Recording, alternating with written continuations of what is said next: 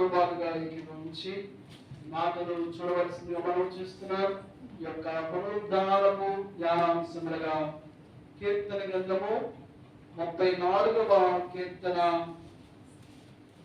గ్రంథము 34వ కీర్తనలో 7వ చరణము నుంచి కొన్ని మాటలు మనము ధ్యానంలోకి తీసుకుందాము. 34వ కీర్తన 7వ చరణం నుంచి 10వ చరణం వరకు చదువుకుందాం. యెహోవా యందు భయభక్తులు గలవారి చుట్టూ ఆయన దూత కావలి ఉండి వారిని రక్షించు. యెహోవా ఉత్తముడని రుచి చూచి తెలుసుకునడి. ఆయనను ఆశ్రయించు నరుడు ధన్యుడు. యెహోవా భక్తులారా ఆయన యందు భయభక్తులు ఉంచుడి. ఆయన యందు భయభక్తులు ఉంచు వారికి ఏమియో కొదువలేదు. సింహపు పిల్లలు లేమి గలవై ఆకలిగొనును. యెహోవాను ఆశ్రయించు వారికి ఏ మేలుయో కొదువై ఉండును. దేవుని స్తోత్రం. హల్లెలూయా. మాటలు మీకు చక్కగా వివరంగా అర్థమైనవి. యెహోవా యందు భయభక్తులు గల వారి చుట్టూ ఆయన దూత కావలి ఉండి వారిని రక్షించు. ఆమేన్. దేవుని యొక్క రక్షణ ఎలా ఉంటుంది, ఏ విధంగా దాన్ని మనం రుచి చూడగలుగుతాము అనే దాన్ని మీకు వివరంగా నేను తెలియజేస్తాను.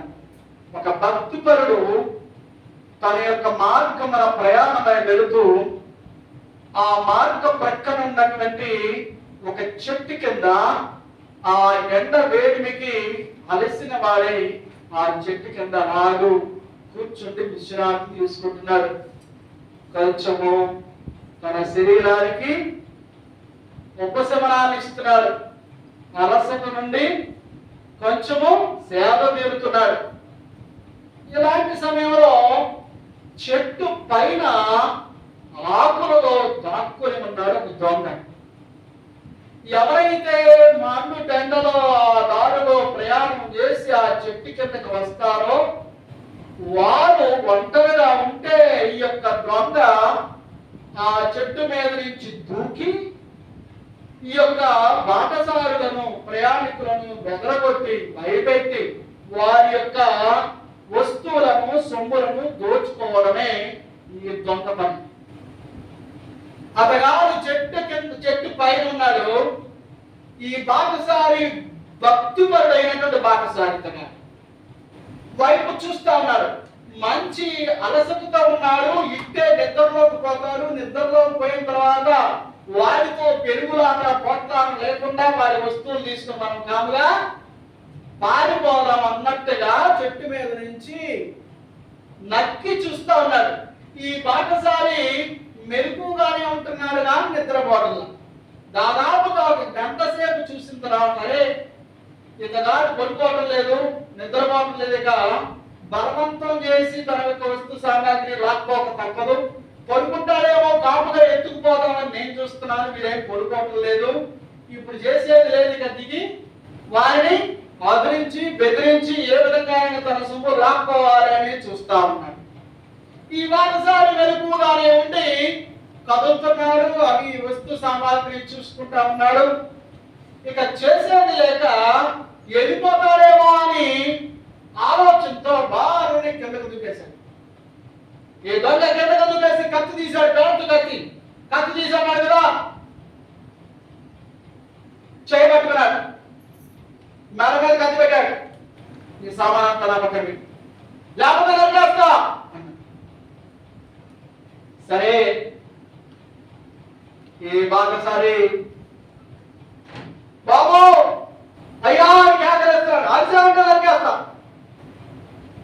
దేవుడా, నేను నమ్మిన నా దేవుడు రక్షించాలి. గట్టిగా కేకలేస్తాను. ఎవరు ఇక్కడ నేను రక్షించేవారు లేరు. నేను రక్షించడానికి ఎవరు రారు. నీ దేవుడు కూడా నిన్ను రక్షించలేడు. సామాను నీ జేబులో ఉన్నటువంటి కూడా అన్ని కూడా నాకు ఇచ్చేసి పో ఇక్కడి నుంచి అని గట్టిగా కేకలిస్తూ ఆ కత్తిని మెడ మీద తీసుకొస్తుంది. ఇలా కత్తి పెట్టుకుని పక్కన పెట్టాలనుకుంటే అన్నారు కదా, నా దేవుడే నన్ను రక్షిస్తాడు అన్నాడు గట్టిగా.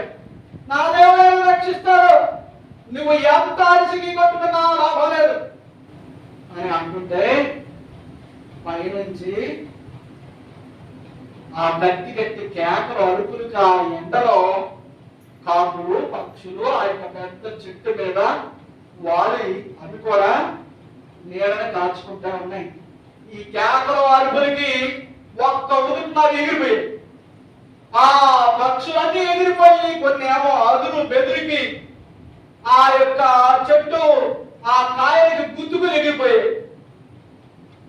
చక్కగా సైజులో ఉన్న మామిడికాయ ఇవి గుద్దుకుని ఎగిరిపోతుంటే 2-3 గుత్తుల మామిడికాయలు ఆ గుత్తులు తెగి ఇతగాడు కత్తి పట్టుకున్న కత్తి చేతి మీద పడ్డాయి. ఒక గుర్తు వచ్చి ఒక 4-5 కాయలు ఉన్నటువంటి గుర్తు వచ్చి చెయ్యి మీద పడ్డానికి చెయ్యి అదురికి కత్తి కింద పడింది. ఈ కత్తి కింద పడగానే చటుక్కుల ఈ బాక్సర్ ఆ కత్తి పట్టుకున్నాడు. కత్తి పట్టుకుని నేను నరికేస్తే కలిసిపోతే అన్నాడు. చెయ్యి పట్టుకున్నాడు. ఇప్పుడు తన చెయ్యి ఊరి కింద కదా అనగా కత్తి కింద పడిపోయింది కదా, చెయ్యి బరువుకి ఆ కాయ బరువుకి వదిలేశాడు కదా, ఈ చెయ్యి కూడా వదిలేసినప్పటికి ఇదిగో ఈ బాక్సర్ పూజ చేస్తూ ఆ కత్తి పట్టుకుని ఎడ చెత్తి ఇంతగా చెయ్యి పట్టుకున్నాడు. బాబా వదిలిపెట్టు నాయన, వదిలిపెట్టు నాయన అంటున్నాడు. వదిలిపెట్టు అంటున్నారే గాని, క్షమించు అంటున్నారే గాని, నా దేవుడు నాకు సహాయం చేస్తాడు అనే మాట మాత్రం అనట్లా.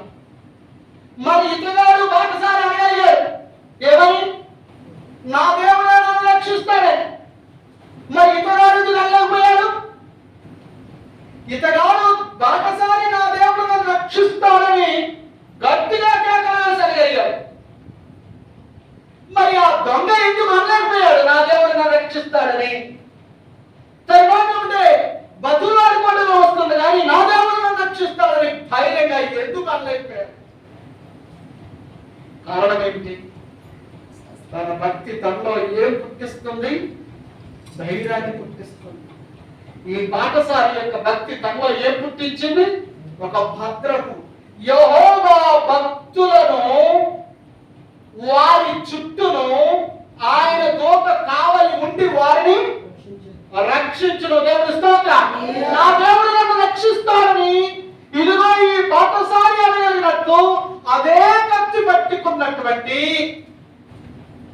ఇదిగో ఈ బాటసారి చేతిలో నుంచి రక్షించబడడానికి నా దేవుడు నన్ను రక్షిస్తాడని ఈ దొంగ అనలేకపోయినటువంటి వివరణ మనం తీసుకుంటే ఇక్కడ వీడు భక్తిహీనుడు, వీరికి దేవుని మీద భరోసా లేదు.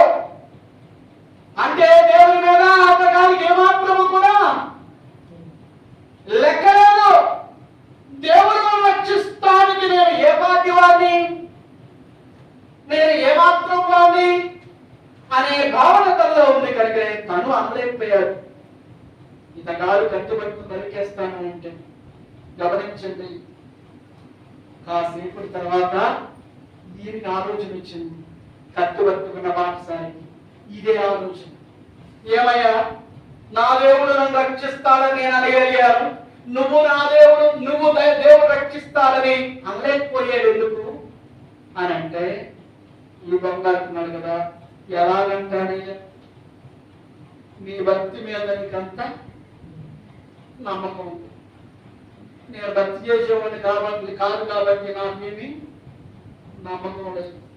గమనించండి, ఎవరి భక్తి వారిని వారి బిడ్డల్ని భద్రపరుస్తుంది. నేను నమ్మని దేవుని స్తోత్రం.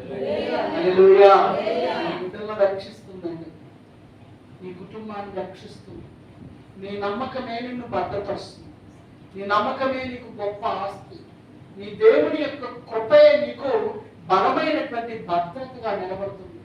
ఇదిగో యెహోవా భక్తుల చుట్టూ ఆయన దూత కావలి ఉండి వారిని రక్షించు. ఆయన యందు భయభక్తులు ఉంచు వారికి ఏమయో కొట్టుకోలేదు. సింహపు పిల్లలు లేవగలవై ఆకలి కొనను, యెహోవాను ఆశ్రయించు వారికి ఏమేనో. దేవుని స్తోత్రం. హల్లెలూయా. చాలా మూసేస్తారండి భక్తి జీవితాన్ని. తదుపరి ఇష్టానుసారంగా బతుకుతారు. తమ సొంత ఆలోచనలు, సొంత ఆశలు, వాంఛలతో తిరుగుతారు. కుటుంబం, భార్య, వారి ఇష్టం. చివరికి భయంకరమైన క్షోభ, మానసికమైన ఒత్తిడి, హృదయ విదారకమైన పరిస్థితులు, తలెత్తుకోనేటువంటి బ్రతుకులు, భయంకరమైన ఒత్తిడిలో వచ్చినప్పుడు వాళ్ళు ఆలోచన చేస్తారండి, అయ్యో సమాజానికి భక్తి చేస్తున్నట్టుగా కొంతమంది ఉంటారు, కానీ వారి భక్తి వారికి భద్రత ఇస్తుందనే భరోసా వారికి ఉండదు. ఎందుకంటే వారికి తెలుసు వారి యొక్క భక్తి యొక్క బలం ఎంతో. వారికి తెలుసు వారి భక్తి యొక్క బలం ఎంతో. ఆ భక్తి వారిని బ్రతికిస్తుందా, బాగు చేస్తుందా, సంరక్షిస్తుందా లేదా అనేది చేస్తున్న వారికి తెలుసు. వారికి తెలుసు ఆ భక్తి వారిని బాగు చేస్తుందా, బలపరుస్తుందా, భద్రపరుస్తుందా లేదా అనేది. కనుక వారు ఆశ్రయించరు. ఒక భయంకరమైన పరిస్థితి తటస్థించినప్పుడు, భయంకరమైన పరిస్థితితో కూడినటువంటి ఆ యొక్క శ్రమ వారి మీదకి వచ్చినప్పుడు వారు అనలేరు, నా భక్తి నన్ను బ్రతికిస్తుంది, నా బిడ్డ చుట్టూ కాపలా కాస్తుంది, నా జీవితాన్ని సంరక్షిస్తుంది అనేటువంటి ఆ ధైర్యం ఉన్నవారికి అదృచ్ఛికంగా ఏదో ఆకతాయిగా, ఏదో అనాలోచితంగా, ఏదో చెయ్యాలి కదా అని, చేస్తున్నాము కదా అని, వారు చేస్తున్నారు, వీరు చేస్తున్నారని, చేయకపోతే ఎట్టా అనేటువంటి దూరంలో భక్తి చేసేటటువంటి వ్యక్తులకు ఈ బాటసారి అన్నాడు, కత్తి పట్టుకుని నీవు కూడా నీ నోటితో చెప్పు, దేవుడా నన్ను రక్షించాను, నిన్ను కూడా దేవుడు రక్షిస్తాడు అని. అంతే, కళ్ళంతా నీళ్లు గారిపోతున్నాయి. దేవుడు నన్ను రక్షించను, గట్టిగాను నిన్ను కూడా దేవుడు రక్షిస్తాడు అని ఒకసారి అన్నాడు. ఒకసారి ఇంతగారి నోటంటే రాకలా మాట ఎక్కడ ఒక్కసారి లేకపోతే చేస్తా, మంచి పదులుగా ఉంది, ఒక్క ఏకనే తాటిగా దిగిన దిగి అవతలబడితే అను నిన్ను కూడా రక్షిస్తాడు. ఇంతగారి కళ్ళంటే నీళ్ళు వస్తున్నాయి, నిబ్బరం తెచ్చుకుని ధైర్యంగా గట్టిగా దేవుడా నన్ను క్షమించు అన్నాడు. రక్షించు, క్షమించు ఏమన్నాడు? నువ్వు కూడా దేవుడా నన్ను రక్షించు అన్నాడు. అంటే దేవుడా నన్ను క్షమించు అని గట్టిగా అన్నాడు. గమనించండి, యేసుక్రీస్తు వారు కల్వరి సిలువలో వేలాడుచున్నారు. ఆయనకు కుడివైపున ఒక దొంగను సిలువ వేశాడు, ఎడమవైపున ఒక దొంగను సిలువ వేశాడు. ఎడమవైపు ఉన్న దొంగ అంటున్నాడు, నిన్ను నువ్వు రక్షించుకుని నన్ను కూడా రక్షించు, నేను దిగేసి మళ్ళా దొంగతనాలు చేసి బతికేస్తా, నా బ్రతికేదో నేను బతికేసుకుంటాను, చెట్టుకు దిగేసి పారిపోతాను, బుల్లెట్ కూడా అందరటువంటి స్పీడ్ లో వెళ్ళిపోతాను అని ఒక్కసారి అన్నాడు. కానీ గుడి పక్క దొంగ ఏమన్నాడు తెలుసు, నన్ను క్షమించు. దేవుని స్తోత్రం, హల్లెలూయా. ఇతగాడు రక్షించు అన్నాడు, ఇతగాడు ఏమన్నాడు? భయంకరమైన పాపము, దేవునికి అసహ్యమైన పనులు చేస్తూ ఉన్నాయి కాబట్టి దేవుడు నన్ను రక్షించినా రక్షించకపోయినా పర్వాలేదు, కానీ ఈ పాపిష్టి బ్రతుకు నుండి నన్ను క్షమిస్తే ఇక్కడ బతకపోయినా అక్కడైనా బతుకుతాను అనే ధోరణి ఈ ఎడమ పక్క ఉన్నటువంటి దొంగ అనలేకపోయాడు. కుడి పక్క ఉన్న దొంగ గ్రహించాడు. కనుక ఏమంటారు తెలుసా, యేసు నీవు నీ రాజ్యంలోకి వచ్చినప్పుడు నన్ను హల్లెలూయా. గమనించండి, క్షమించు అనగానే ఇంతగాని ఈ బాటసారి చేతిలోంచి కత్తి అలా జారిపోయి గట్టిగా కౌగిలించుకున్నాడు. ఈ దొంగ ఎన్నో దొంగతనాలు చూసి ఇంతగాడు రక్షించు అనే మాట అనలేకపోయాడు. గట్టిగా కౌగిలించుకుని అన్నాడు కదా, రక్షించను అంటే క్షమించు అన్నదేంటి అని అంటే అన్నాడు కదా, నేను ఎవరిని రక్షించడానికి దేవుడు, నేను భయంకరమైన దొంగనే, ఈ రోజు రక్షిస్తే మళ్ళా ఏం చేస్తాం? మళ్ళా దొంగతనం చేస్తాం. రక్షిస్తే మళ్ళా దొంగతనం చేస్తాం. ఇదిగో ఇక ఈ రక్షణతో చంపేసిన పర్లేదు, నన్ను క్షమించేస్తే చచ్చిపోయి వ్యక్తి క్షమించబడ్డాడు. ఇక మళ్ళా పాపంలోనికి వెళ్ళడానికి ఇష్టపడి అదే వాళ్ళ మీద కత్తి పెట్టారు. నాకు ప్రాణభిక్ష పెట్టి వాళ్ళలేదు, క్షమించు అన్నాను, క్షమించేశాను. ఇక మళ్ళా బయట పరిస్థితి నేను పోకూడదు.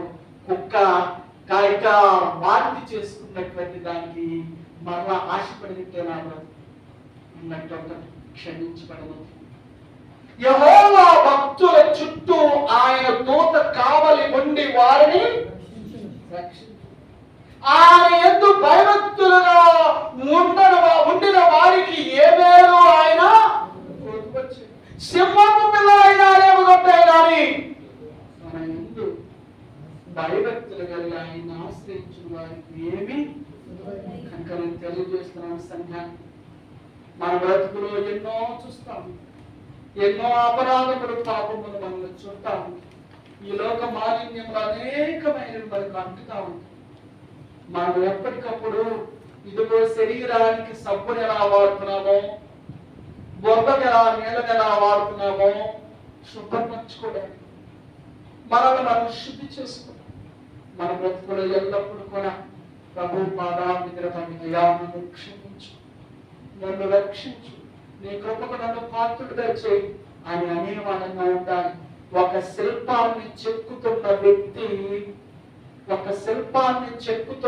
వ్యక్తి అది అమ్ముడు పోయే వరకు కూడా ఏం చేస్తాడు? చెక్కుతానే ఉంటాడు. వారికి ఏదో ఒక మూల, ఏదో ఒక ఆ యొక్క విధానంతో కూడినటువంటి మార్పు చేయడం అనేది చేస్తానే ఉంటాడు, కనిపిస్తానే ఉంటాడు. అది తన దగ్గర నుంచి వెళ్ళిపోయే వరకు ఇతగాడు దానికి ఏదో రూపురేఖలు చేస్తానే. మన భూలోకములో దేవునికి ఇష్టమైనటువంటి బిడ్డలుగా చెక్కబడుతున్నాం. అనేకమైన మనలోంచి వెళ్ళిపోతూ ఉండాలి, తొలగించబడుతూ ఉండాలి. శ్రేష్టమైన రీతిలో మనము రూపురేఖల్లోకి నడిపించబడుతూ ఉండాలి. కనుక రోజు వస్తుంది, మనం ఎత్తబడే రోజు, యేసు క్రీస్తు వారితో ఉండే రోజు వస్తుంది. అప్పటి వరకు మనం ఎప్పటికప్పుడు దేవుని పాదాల దగ్గర నన్ను కడుగయ్య, నన్ను శుద్ధి చేయ, నా మనస్సులోనుకో, నా తలంపుల్లోనుకో, ఆలోచనలోనుకో, నా క్రియల్లోనూ ప్రవర్తనలో ఏదో ఒకటి నీకు వ్యతిరేకమైనది రావచ్చు, అంటవచ్చు. నన్ను ఎప్పటికప్పుడు శుద్ధి చేయి, నన్ను శుద్ధపరచు, నీ కృపకు నన్ను పాత్ర చేయాలనుకునే వారిగా ఉండాలి. అలాంటి ప్రార్థన చేస్తూ ఉన్న వారిగా మనం ఉన్నప్పుడు దేవుని దోదమని విన్నంటే ఉంటుంది. మనం అంటి పెట్టుకుని మనల్ని సంరక్షిస్తూ నీకు గొప్ప ధైర్యం ఉంటుంది. ఏంటంటే నా దేవుడు నన్ను విడిచిపెట్టడు, నా బిడ్డలకు దోకాలేదు. దేవుడు స్తోత్రం. వారికి చట్టాలోచన దేవుడు రాలేదు. ఎందుకంటే నీవు నిన్ను మోసం చేసుకునేటట్టు భక్తి చేయట్లా, నీవు నిన్ను బాగు చేసుకుని భద్రపరుచుకునేటటువంటి భక్తి చేస్తావు. చాలా మంది ఎదుటి వారిని మోసం చేసే భక్తి చేస్తూ ఉంటారు. దాని ద్వారా మన జీవితాల్లోనికి దేవుడి కృపను పాటు చేస్తున్నాం. దేవుడి కృపకు మన యొక్క బిడ్డలను, మన కుటుంబాన్ని దూరం చేస్తున్నాం. ప్రియ సహోదరి సహోదరుడా, మనము చేసే భక్తి మనకు, మన కుటుంబానికి భద్రతనివ్వాలి. దేవుని దూతల కాపుదల ఇవ్వాలి, దేవుని దూతల సంరక్షణ ఇవ్వాలి. వాళ్ళు ఎక్కడున్నా సరే, నా బిడ్డలు, నా కుటుంబము, నా భర్త, నా యొక్క ఆ వస్తు సామగ్రి ఎక్కడున్నా సరే దేవుని యొక్క కాపుదలతో, దేవుని యొక్క భద్రతతో నాకు సమస్తములు ప్రభు సహాయం చేస్తాడనే మనోధైర్యంతో కూడిన భక్తి మనం చూస్తాం. తగిన సమయంలో మనకు సమృద్ధి ప్రార్థిస్తుంది. దేవుని మాటలు దీవించి ఆశీర్వదించిన గాక. ప్రతి ఒక్కరు కూడా ధ్యానపూర్వకంగా మనము